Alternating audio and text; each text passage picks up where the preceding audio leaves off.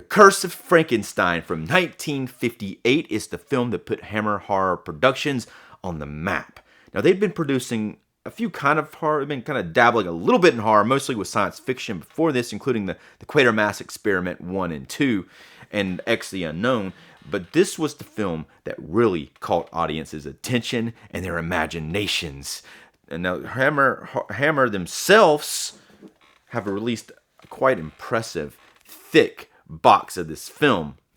Now, this is a new 4K UHD release. Now, previously, Warner Brothers released a Blu-ray of this film. And Warner Brothers is also putting out a 4K as well. It doesn't have quite an impressive as impressive of a thick box as this, but it's still, the transfer is going to be the same as the one here.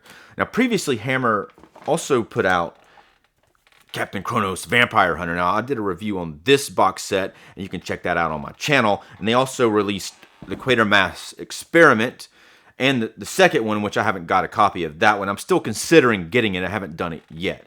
But this is very impressive, very thick box, and we're going to take a look at the contents within here, and we're going to talk about this new 4K transfer. I'm going to talk about the movie a little bit. And if you haven't done so already, if you would like this video, I'm Dave Watkins, Watkins Films, and as you can see, I'm an avid physical media movie collector. I've been doing review videos on this channel for a little over a year now, and you can check out those reviews at your leisure. I recently did a deep dive into this film on a podcast called Conversations in Horror. I was a guest host on that podcast along with another couple of guys, and you can check that out on YouTube or wherever you listen to your podcast. It's called Conversations in Horror, and we've been doing some Hammer horror films on there. Now, this is from 1958. This is the first of the Hammer Frankenstein films. They did 7 total. This one stars Peter Cushing as Baron von Frankenstein, and this is the first time of 6 that he does a fantastic job of playing this character. Now, like I said, they produced 7 Frankenstein films. One of them doesn't have Peter Cushing in it, and that's the one I haven't seen. I do have a copy of it. I'm eventually going to check it out. But The Creature from the Black Lagoon was the last of the big Universal Studio monster films, and that one came out, I think, the last of them was in 1956. So this movie was just a couple of years after the last of the Universal monster movies. So the Frankenstein one started in the 30s, but here we're not that much removed from Universal. But when they did The Curse of Frankenstein, they weren't able to really duplicate or take anything from the Universal Frankenstein film that stars Boris Karloff. So they at first it was a little challenging for them, but they found some very creative ways of avoiding having the monster look like Boris Karloff. Here in Curse of Frankenstein, he is played by Christopher Lee, and this is the first time that Peter Cushing and Christopher Lee appear on screen together. Though it is kind of brief, but it is kind of the beginning of that Hammer horror, and neither one of them were big like horror stars at the time, but this is kind of what started it, and you get to see both of them in this film. But because they were able to use Mary Shelley's novel, but they came up with some very creative ways, and this is a completely different plot than what you may be used to with a Frankenstein story. And in it, there's actually another main character named Paul Krempe. I believe I'm pronouncing that last name right. But Paul Krempe is his assistant. When Frankenstein's a kid, he looks like he's maybe 12 or 13. He ends up, I think his parents die, and he ends up being the baron of this estate. And this new character, Paul, comes in, played by Robert Uquaint. No, there's no way I pronounced that right. But the new guy comes in, and he starts to tutor him. And he eventually becomes Frankenstein's assistant. Now, Frankenstein is not a doctor in this one, but he's a very smart young kid. And as he grows older, suddenly he gets really old, Peter Cushing old, like really fast. But Peter Cushing is younger than what you may be used to seeing him in this film. But he's still like the actor who plays Paul is still like probably younger than him, more than likely. But anyway, so they start to do experiments, and the first thing that they do is they bring this dog to life, like a little black, maybe it's not a Doberman Pinscher, but someone like that type of dog, and so they've got him in a tank, and they got a pretty cool looking lab, and the lab couldn't look anything like the Universal Frankenstein film, so it looks very unique here, and so they eventually bring this little dog back to life, and everything's good with the dog. So And he does, when the dog's on the table, has got the stethoscope on, like Peter Cushing's character does, Frankenstein. He puts it down and he's like, "It's alive," something like that. But then from there, he wants to do other experiments. He eventually, the Paul character is like, we should just go ahead and take this information and get it out there. But instead of like doing that, Frankenstein wants to keep working, keep doing more experiments. He wants to eventually work on a human. Another subplot in this film is the Elizabeth character. Elizabeth in this Frankenstein film is his cousin, but he ends up getting engaged to her.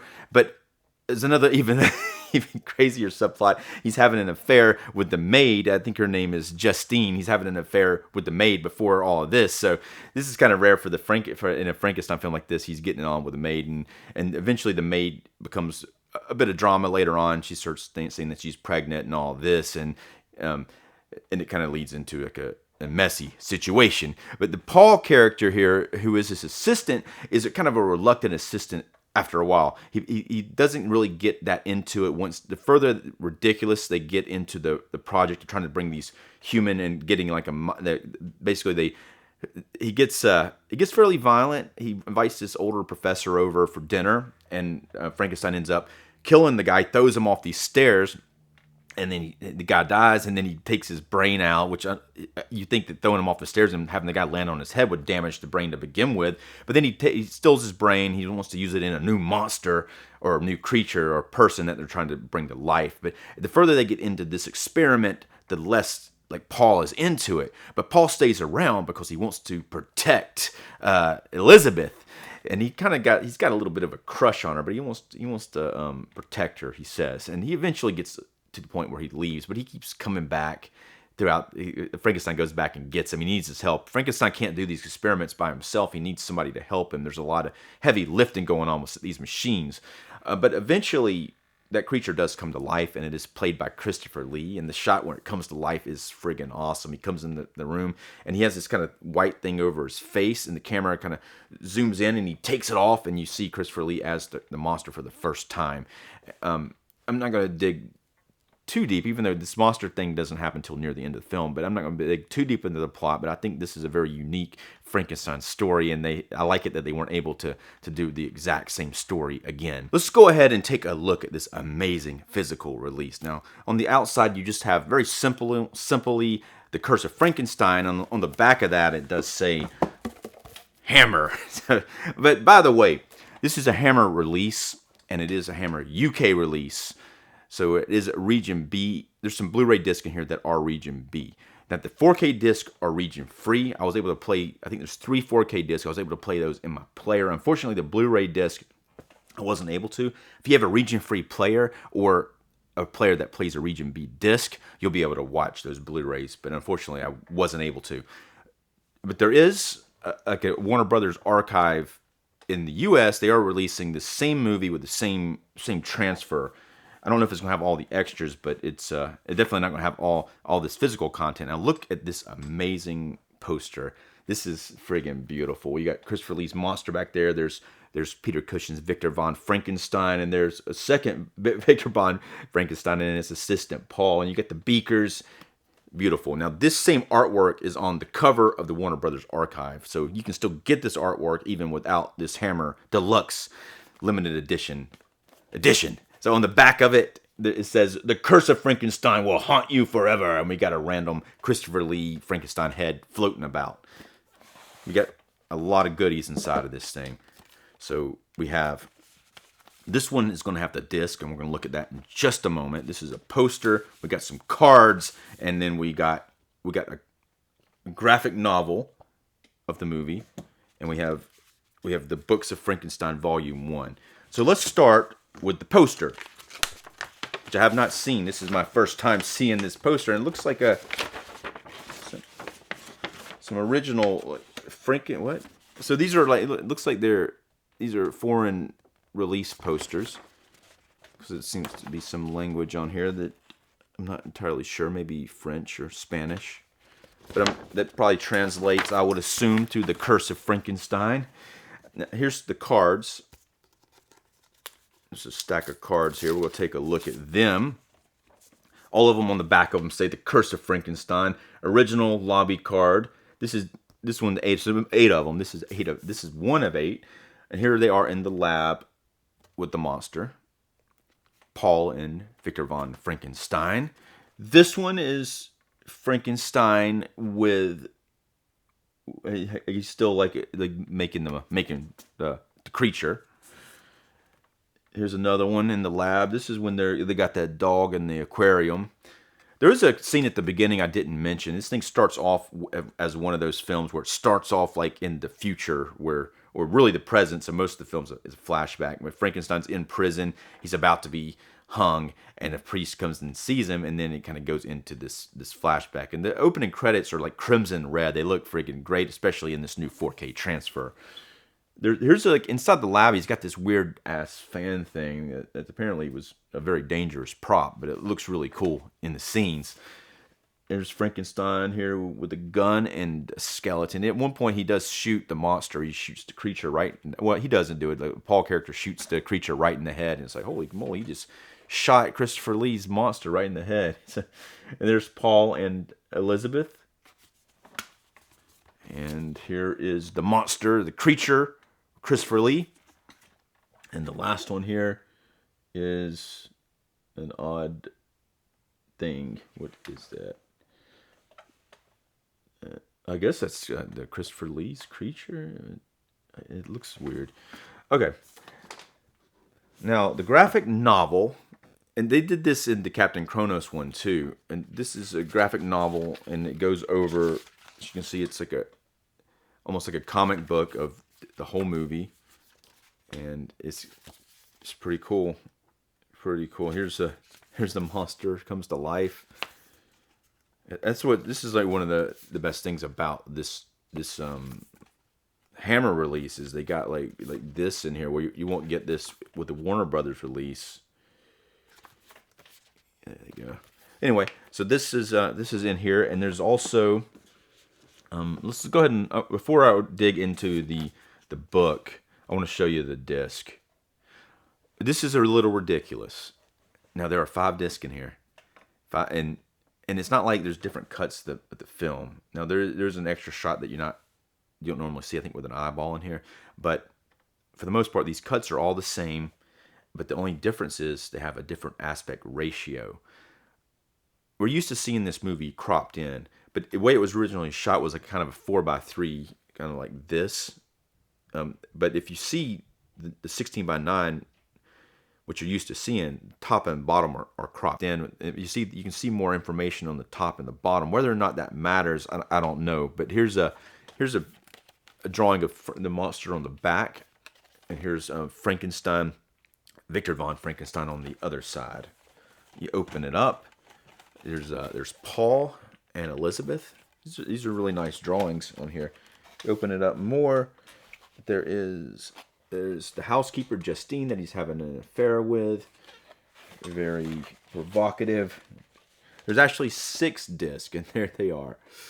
6 discs, and let's go ahead and read about what each one of them is. Now, this first one here it says widescreen 166.1 UK theatrical, and it also includes the full screen 137.1 as film version. So the as film version, as I said before, is got the sides are going to be cropped. The next one here is widescreen 185.1, which is the US version. That's just really going to be cropped in a little bit differently.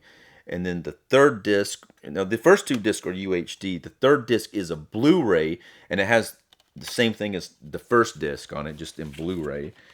I think this is a little redundant. It's kind of, in a way, I don't think you need this many discs of the same movie unless there's different cuts of it. And then the next one is the same thing as the second disc. It has the widescreen US theatrical.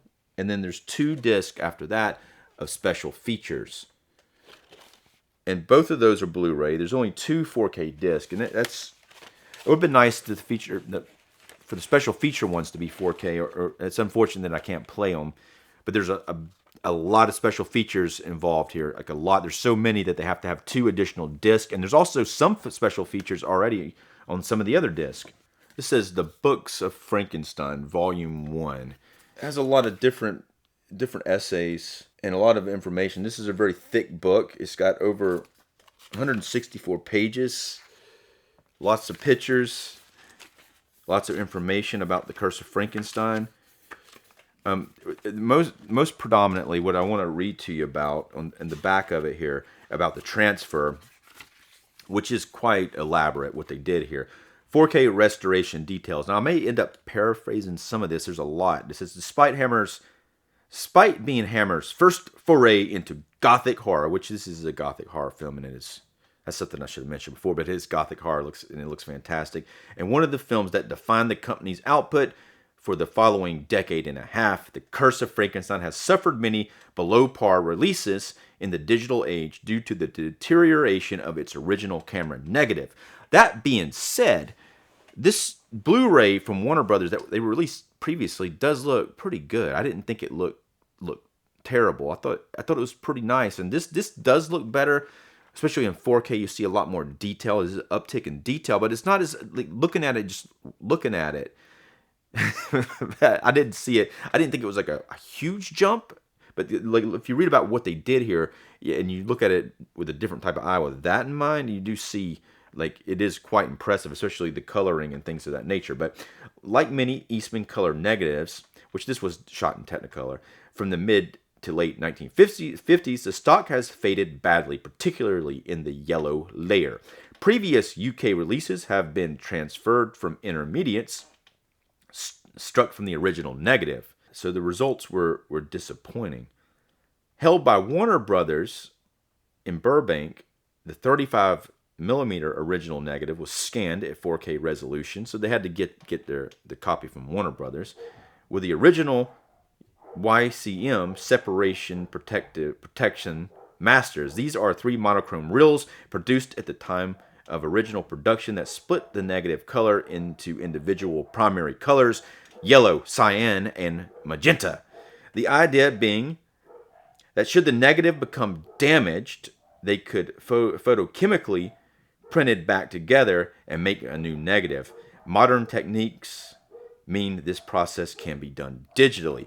After examination in text, and like Warner Brothers did for the North American 2020 Blu-ray release, which looks pretty good, by the way, it was decided to predominantly use the recombined YCM separations, with the exception of the main titles that were sourced being due just white text on a smoking red background from the camera negative, as this retained a far deeper color palette as well as being even more contrast. And those opening credits with that red, it looks great. Warner Brothers scanned all, and that's the thing, when you first pop this in and you see those credits, you're like, wow, this looks amazing. Warner Brothers scanned all film materials on a laser graphics director scanner before combining the YCM separations, and the results were shipped to Silver Salt in London for extensive restoration. The recombined YCM scans required additional work to realign different color records due to individual reels. And there's a lot more. I'm not going to read all of it, but as you get the idea, they did a lot of work, and this is the best that it's probably ever going to look, unless they get some AI bullshit going. But I think that in general, this is a fantastic looking 4K release, and highly recommend checking this out. And that Warner Brothers release is going to look just as good, and all levels, even like when you think about the 4K, even when it comes to the dark areas, even like in the dark areas, you can see a lot of detail there. There's an earlier scene where Peter Cushing's character, when he's introduced, he's hidden in the shadows, and you don't want to see him yet, and you don't see him until he steps into the light. And things like that are intentional, but the dark areas do retain a lot of information. And as far as the colors, this being Technicolor, it doesn't quite jump like I was expecting it to in this 4K restoration, but I think that it looks naturally like it was originally intended. And everything, if you compare this even to the Blu-ray, it just looks so much. It looks so much more crisp and so much sharper, and also you just see a lot more detail throughout. So let's go ahead and rate this movie. I'm going to rate The Curse of Frankenstein on a scale from 1 to 5. 1 being the lowest and 5 being the highest. I'm gonna rate Curse of Frankenstein. This is a classic. It is what made Hammer, put them on the map. I'm gonna give 4.5 stars. I think this movie is freaking fantastic. You may find it underwhelming, maybe if you're not used to Hammer, the way that they slow burn their stories. But I really love this film. I love it. Christopher Lee is great as the monster, but I particularly love Peter Cushing as Victor von Frankenstein, and kind of this. And he's great in all of the films, and almost kind of in some films they reimagine him, but in the first two films it kind of follows chronologically his character development. Where here he's very determined to do this, despite not, he basically doesn't have that many morals. He's just very determined to bring a man to life from body parts. As far as this Hammer release, I wish it was on. I wish it was the Blu-ray was region free, but I'm going to give the release. I'm going to give it 4.5 stars, leaning towards a 5. I think it's friggin' terrific. I think it's a little overkill with 6 discs, maybe, and maybe it's a little too thick. But it looks like these releases, like, they just look very impressive. And if you want them like this, you can get them from like Hammer UK, their site, but you can also get them from some other like US vendors like Orbit DVD or Diabolic DVD. You could probably, if they have inventory, you can probably get it from those sites as well, and it's going to be a little cheaper than for the shipping, since it's like a US. I think shipping, it's only like $6 if you get it from one of them, and you can combine it for some other stuff, and in your head you can be like, that's even less shipping because now I got 2 things, so it makes it $3 for each item.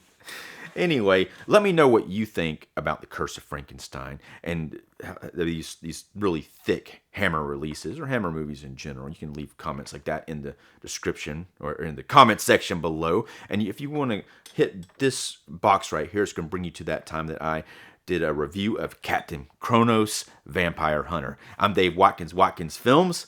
Thanks for watching.